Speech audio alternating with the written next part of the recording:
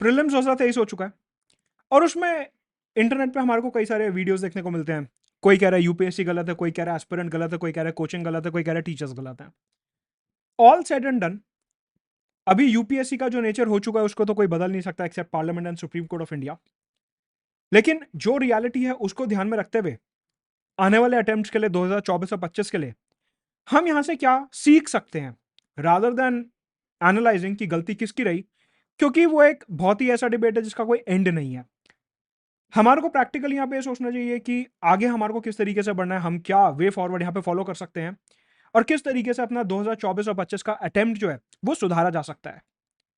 2023 का प्रीलिम्स और 2022 का मेंस जो लेटेस्ट पेपर्स हैं वहां से हमारे को क्या सीखने को मिलता है और हमारा लर्निंग आउटकम क्या निकलता है, एक बार हम वो देखने की कोशिश करते हैं। सबसे पहले बहुत से एस्पिरेंट्स जिनसे मेरी बात होती है वो ये कहते हैं कि हमने यूपीएससी की तैयारी करने के लिए बीए का ऑप्शन ले लिया, इग्नू से एमए कर लिया और हाथ में कोई क्रेडिबल करियर बैकअप नहीं रखते।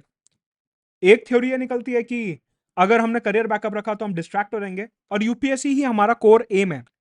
लेकिन आप देखिए कि जिस तरीके से यूपीएससी एक मैड हॉर्स जैसा पेपर बना रहा है, जैसे पागल घोड़े के ऊपर बैठना जिसे कहते हैं, उस पेपर को even most intellectual people can not solve in one go. 2 घंटे में सीसैट कोई नहीं निकाल पा रहा है, इवन बड़े से बड़े एक्सपर्ट्स नहीं निकाल पा रहे हैं। 2 घंटे में जीएस कोई टच नहीं कर पा रहा है। 100 के 100 क्वेश्चन कोई भी टीचर कोई भी कोचिंग सॉल्व नहीं कर सकता 2 घंटे के अंदर।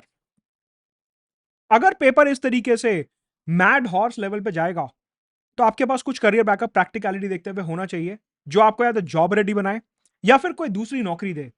मतलब कि मैं ये नहीं कह रहा कि आप यूपीएससी की तैयारी छोड़ दीजिए, लेकिन आपको अपने दिमाग में एक बैकअप ऐसा रखना है कि अगर सपोज करिए पूरे साल लग के मेहनत करी लेकिन वो 2 घंटे में दिमाग नहीं चला, 2 घंटे में पेपर ऐसा आ गया कि हम छू भी नहीं पाए उसे। 24-25 में ऐसा हो सकता है, बिल्कुल हो सकता है। इसकी कोई गारंटी नहीं है कि 23 में पेपर बहुत ही ज्यादा मुश्किल बन गया तो 24-25 में आसान बनेगा, हो सकता है इससे भी ज्यादा मुश्किल बने। और गिरती हुई कट ऑफ जो है हर साल, वो इसका सबूत है। तो ऐसे में जब भी आप यूपीएससी में एंटर करने का सोच रहे हो, अगर आप अभी कॉलेज में हो या अगर आप जॉब में हो और जॉब छोड़ने का सोच रहे हो, वो मत करिए। क्यों? क्योंकि यूपीएससी एक ऐसा फील्ड हो चुका है जहां पे किसी चीज की श्योरिटी अब बची नहीं है। इवन टीचर्स खुद अब ये पेपर सॉल्व नहीं कर पा रहे हैं तो फिर एस्पिरेंट तो 10 12 15 सब्जेक्ट पढ़ रहा है, पूरे साल मेहनत कर रहा है, उसको तो हर सब्जेक्ट पढ़ना है। जो सब्जेक्ट के एक्सपर्ट्स हैं वो खुद पेपर सॉल्व नहीं कर पा रहे हैं। तो आप सोचिए ऐसे में एस्पिरेंट के साथ क्या होगा। तो उसी चीज को ध्यान में रखते हुए एक तो अगर आप 4-5 साल यहां पे लगाने का सोच रहे हैं कि मैं सब छोड़ के 4-5 साल सिर्फ यूपीएससी में लगाऊंगा, एक अटेम्प्ट में निकल ही जाएगा, इस बात की कोई श्योरिटी नहीं है। ऐसे लोगों को भी मैं जानता हूं जिन्होंने 6-6 साल 7-7 साल लगाए और उनका अभी तक क्लियर नहीं हुआ है। तो डीमोटिवेट करने के लिए नहीं कह रहा हूं, बट आपको आगे दुख ना हो, आगे नुकसान ना हो आपका, इसलिए कह रहा हूं अगर आप कोई भी करियर रिलेटेड ऑप्शन ले रहे हैं तो उसमें यह ध्यान रखिए कि आपके पास ऐसी डिग्री होनी चाहिए जो आपको जॉब रेडी बनाए। इग्नू वगैरह ये सब आपको जॉब रेडी नहीं बनाता। मेरे पास कई सारे मैसेज आए जहां पे कुछ लोग बोले कि बीए हमने इसलिए लिया था कि हमारा ऑप्शनल तैयार हो जाएगा, BA history BA pol science इसलिए लिया था कि ऑप्शनल तैयार हो जाएगा, लेकिन अभी लेवल देख के लग रहा है कि बीए ऑप्ट करके गलती कर दी या फिर इग्नू से एमए करके गलती कर दी। हमारे को कोई बढ़िया यूनिवर्सिटी से एमए पीएचडी वगैरह करनी चाहिए थी। साथ के साथ दूसरे गवर्नमेंट एग्जाम्स का भी आप हाथ में ऑप्शन रखिए। कोई भी निर्णय लेने से पहले कि आप अभी अगर कॉलेज में हैं या आप अपने अगले अटेम्प्ट की तैयारी का सोच रहे हैं या फिर आप अभी जॉब में हैं, आप किसी भी फील्ड में हैं, ये चीज आपको ध्यान रखनी है कि या तो दूसरी जॉब आपके हाथ में होनी चाहिए या फिर आपके पास कोई ऐसी हायर एजुकेशन डिग्री होनी चाहिए जो आपको जॉब रेडी बनाए। यह है learning outcome number 1। Learning outcome number 2, UPSC ने साबित कर दिया है कि यूपीएससी का खुद का कोई स्टैंडर्ड सोर्स नहीं है। ना तो वो किसी एक अखबार पे स्टिक होता और ना ही ये किसी बुक पे टिका रहता। ये जो स्टैंडर्ड सोर्सेज होते हैं कि अखबार स्टैंडर्ड सोर्स है, बुक स्टैंडर्ड सोर्स है, ये हमने बनाया है।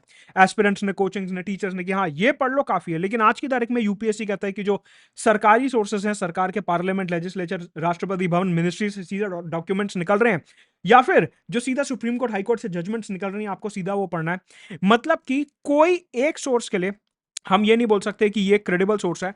तो अब जब आप 2024 और 25 का प्लान बनाते हो वहां पे आप ये सीख अपने दिमाग में रखेंगे कि आपको बुक्स तो रेफर करनी है बेस बनाने के लिए, लेकिन बुक्स जो है वो एंड नहीं है। मेरी बात ध्यान से सुनेंगे, मैं ये नहीं बोल रहा हूं कि किताबें पढ़नी ही नहीं है। मैं ये बोल रहा हूं कि अगर आपने हिस्ट्री में स्पेक्ट्रम पढ़ ली, ज्योग्राफी में जीसी लियोंग पढ़ ली, पॉलिटी में लक्ष्मीकांत पढ़ ली, अगर आप इंडियन एक्सप्रेस हिंदू पढ़ रहे हो, वो पढ़ना तो नेसेसरी है, वो मस्ट है, लेकिन उसके आगे भी आपको कुछ कुछ एरियाज में जाना पड़ेगा। हर एरिया में नहीं जा सकते क्योंकि इतने सब्जेक्ट्स हैं, आपके पास टाइम लिमिटेड है, आप में से कुछ लोग वर्किंग प्रोफेशनल्स हैं। लेकिन जो मोस्ट रेकरिंग मुद्दे हैं, जो बार बार अखबार में आ रहे हैं, किसी एक्ट का नाम बार बार अखबार में आ रहा है, किसी कानून का नाम बार बार अखबार में आ रहा है, उस केस में आपको उस कानून को डिटेल में जाके पढ़ना पड़ेगा, उस जजमेंट को डिटेल में जाके पढ़ना पड़ेगा, उस कन्वेंशन को डिटेल में जाके पढ़ना पड़ेगा। आप अपने आप को यह नहीं बोल सकते कि क्योंकि किताब और अखबार में सिर्फ इतना ही आया था तो मैं यहां पे रुक जाऊंगा। कुछ कुछ इंपॉर्टेंट मुद्दों में आपको किताब और अखबार के आगे भी निकलना पड़ेगा। मतलब कि तीसरा आउटकम हमारा यहां से निकलता है कि जीएस में आज की तारीख में पीडीएफ अप्रोच, शॉर्टकट अप्रोच, सिर्फ ये एक्रोनिम अप्रोच, इतना पीडीएफ पढ़ लो 5 पेज का, खत्म हो जाएगा, शॉर्टेस्ट पॉसिबल नोट्स पढ़ लो, खत्म हो जाएगा। ये अप्रोच अब यूपीएससी में काम नहीं करेगी, चाहे वो प्रीलिम्स हो या मेंस हो। आपके पास खुद के डिटेल्ड नोट्स होने चाहिए। ये शॉर्टकट पीडीएफ बाजी वाली अप्रोच काम नहीं करेगी। पर्टिकुलरली ऐसे सब्जेक्ट्स में, फॉर एग्जांपल अभी मार्च अप्रैल दोबारा आएगा, एस्पिरेंट्स फिर पूछेंगे सर एंशिएंट मेडिवल तो पूरे साल पढ़ा नहीं है, तो क्या उसकी सिर्फ पीडीएफ देख लें, सिर्फ उसकी समरी, महा लेक्चर, महा वीडियो, मैराथन लेक्चर। आजकल ये टर्म्स जो है एस्पिरेंट को गुमराह करने के लिए यूज किए जाते हैं। ये वीडियो नहीं देखा तो पॉलिटी कवर नहीं होगा, महा लेक्चर ऑफ एंशिएंट हिस्ट्री, महा lecture of culture, line by line spectrum, line by line Laxmikanth, line by line G C Leong, ये सारी चीजें जो है काम नहीं करेंगी। आपको स्टैंडर्ड सोर्सेज से आगे बढ़ के कुछ यहाँ पे नया करना होगा। सी सैट बोलने की जरूरत ही नहीं है।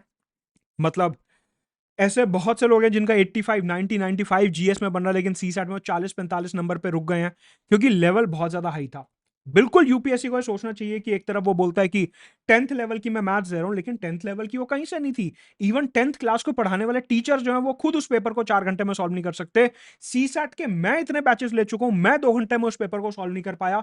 तो ये सीसैट का 10th वाला लेवल तो नहीं था, लेकिन अब यहां पे बैठ के आप और हम कुछ कर नहीं सकते, ये तो सरकार को या सुप्रीम कोर्ट को निर्णय लेना पड़ेगा। लेकिन इस बात में मैं पूरे तरीके से आपके साथ हूं कि सीसैट जो है वो 10th लेवल का तो नहीं आ रहा सर, उसके ऊपर का ही आ रहा है और एस्पिरेंट उसको आसानी से नहीं छू पा रहा है। अब इसका सोल्यूशन हमारे को निकालना है। सोल्यूशन है तो यही है कि सरकार को पिटीशन डाली जाए। खैर वो तो एक लंबी बात हो गई, हम उसका वेट नहीं कर सकते। अभी हमारे हाथ में ये है कि हम तैयारी को और मजबूत बनाएं और अपने मैथ्स के और रीजनिंग के लेवल को और ऊपर लेके जाएं। हम अभी अपने हाथ में यही कर सकते हैं।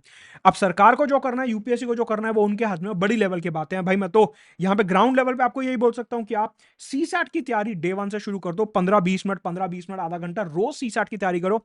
आखिरी के लिए से मत छोड़ो। कुछ लोग ओवर कॉन्फिडेंट हो जाते हैं, मेरा मैथ्स बैकग्राउंड है, मैंने इंजीनियरिंग करी हुई है, मैंने एसएससी निकाला हुआ है। मैं 3 तरीके के लोगों को जानता हूं जो आईआईटीज हैं फिर भी उनका सीसैट नहीं हुआ, मैथ्स बैकग्राउंड हैं उनका सीसैट नहीं हुआ, एसएससी आरबीआई ग्रेड भी निकाला हुआ है फिर भी उनका सीसैट नहीं हुआ।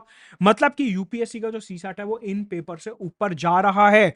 इवन कैट की कुछ फैकल्टी से मेरी बात हुई, दे वर आल्सो सरप्राइज कि सीसैट में कैट लेवल के क्वेश्चंस कैसे पूछे जा रहे हैं। तो सीसैट को यहां पे लाइटली आपको नहीं लेना है। अगर आप 2024 और 25 की तैयारी कर रहे हो, आपको डे 1 से ही सीसैट में लगना पड़ेगा। इसका कोई और सोल्यूशन नहीं है सर। सीसैट में आपको डे 1 से लगना ही पड़ेगा। पांचवा, ये इसके ऊपर मैंने एक यूट्यूब शॉर्ट भी बनाया था, भक्ति मत करिए। कोई एजुकेटर, कोई कोचिंग, जस्ट बिकॉज उनका मार्केट में नाम है, उनका एक वर्चस्व बना हुआ है, इसका मतलब ये नहीं कि वो कंटेंट से अपडेटेड है। हो सकता है कि वो अभी भी पुराना कंटेंट ही पढ़ा रहे हो सकता है कि क्लास में हंसी मजाक मोटिवेशन बाजी ज्यादा हो रही है, हो सकता है कि आप 3 घंटे की क्लास में 4 घंटे की क्लास में बैठे हो तो आपको हार्डली आधे घंटे का आउटपुट मिल रहा है। हो सकता है कि आपको प्रॉपर कंसेप्चुअल क्लैरिटी ना दी जाए, हो सकता है कि सिर्फ स्लाइड्स रीड किए जाए, हो सकता है कि सिर्फ आपको हैंडआउट्स दे दिए जाए कि ये पढ़ लेना। ऐसा नहीं होता। अगर आप वहां पे कॉन्सेप्ट समझ पा रहे हो, प्री मेंस इंटरव्यू के पॉइंट ऑफ व्यू से समझ पा रहे हो, आपको लग रहा है यहाँ पे स्टैटिक और करंट दोनों कवर हो रहा है, आपको लग रहा है आज के एग्जाम की रिक्वायरमेंट ऐसे निकल रही है, आपको लग रहा है कि यहाँ पे कोई टाइम पास बातें नहीं हो रही है, प्योर कंटेंट की बातें हो रही हैं, तो ही आप उधर फॉलो करिए। वरना आपको पीछे हटने में टाइम नहीं लगना चाहिए कि जस्ट बिकॉज 5,000 लोग और फॉलो कर, इंक्लूडिंग मी, अगर आपको लग रहा है मेरा वीडियो, मेरे क्लासेस आपको लग रहा है कि they are not worth it, आप छोड़ दीजिए उसे बिल्कुल, चाहे वो कोई भी हो, इंक्लूडिंग मी। यहां पे आपको सीधा सा मुद्दा समझना है कि आप यहां पे किसी की भक्ति करने नहीं आए हैं, आप यहां पे एग्जाम निकालने आए हैं। आपका एकमात्र ऑब्जेक्टिव है एग्जाम निकालना। कंटेंट पढ़ो, समझो, प्री मेंस इंटरव्यू समझ आता है फॉलो करो, नहीं समझ आता अगले टीचर, अगले एजुकेटर या सेल्फ स्टडी पे चलो। किसी की भक्ति करने की यहां पे जरूरत नहीं है, इंक्लूडिंग मी। तो यहां पे ये बात ध्यान रखेंगे कि आपको जिनसे समझ आ रहा है आप सिर्फ उन्हीं पर टिके रहिए जिनका आपको लग रहा है कंटेंट में दम है। और कंटेंट में दम का मतलब ये नहीं होता कि एस्पिरेंट को भिला फुसला के कोई भी पीडीएफ शॉर्टकट वगैरह कर दिया, नहीं। Core content, depth content, static current, दोनों प्री मेंस इंटरव्यू के पॉइंट ऑफ व्यू से अगर आपको लग रहा है अप्रोच है तो ही फॉलो करिए, वरना आप वहां से निकलते बनिए। ये 5 लर्निंग आउटकम्स मेजर जो प्रीलिम्स 2023 के बाद अपने सामने आते हैं 24 और 25 के लिए, आशा है आपको समझ आए होंगे। अपने अनअकैडमी में नए बैचेस शुरू हो रहे हैं। आरंभ बैच 5 जून से शुरू हो रहा है, उसमें मेरा भी पॉलिटी आईआर का बैच शुरू हो रहा है। कंटेंट को पूर्ण रूप से वहां पे रिवाइज करा है मैंने प्री मेंस इंटरव्यू के पॉइंट ऑफ व्यू से, करंट ट्रेंड को ध्यान में रखते हुए। 5 जून से बैचेस शुरू हो रहे हैं, जहां पे मेरा भी पॉलिटी आईआर का बैच शुरू हो रहा है। यूज करेंगे रेफरल कोड मदद गुप्ता। हमारा 50% ऑफ का आज आखिरी दिन, और साथ में क्यूईपी प्रोग्राम की अगर आप प्रीलिम्स 2024 क्लियर करते हो तो मेंस के लिए आपको अनअकैडमी के खर्चे पे दिल्ली बुलाया जाएगा। यूज करेंगे रेफरल कोड मदद गुप्ता। ऑप्शनल के बैचेस शुरू हो रहे हैं हमारे, यूज करेंगे रेफरल कोड अगेन, और ऑफलाइन बैचेस के लिए भी यूज करेंगे रेफरल कोड मदद गुप्ता। Let's crack it.